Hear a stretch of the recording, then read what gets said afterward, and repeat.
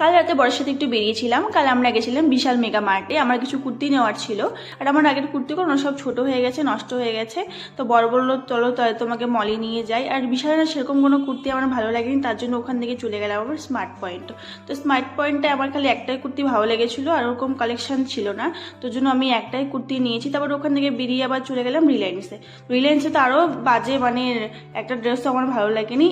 কয়টা কুর্তি নেবো তার জন্য আমাকে তিনটা মলে ঘুরতে হয়েছে। তো বরকে বললাম চলো তাহলে আমি মার্কেট থেকে নিয়ে নেবো। তারপর ওখান থেকে বেরিয়ে চলে গেলাম। তো আর এখানে দেখো কত ফাস্টফুডের খাবার, মানে কি খাবে তুমি। তারপর বর এখান থেকে খেয়ে নিল ফুচকা, আমিও খেয়েছিলাম। আসার পথে একটা দোকান থেকে খেয়েছিলাম, কিন্তু ওই দোকানে না একদম বাজে ছিল ফুচকাটা। আর বল বললো যে এখানে ভালো নাকি ফুচকা বানায়, তার জন্য এখান থেকে খেয়ে নিলাম।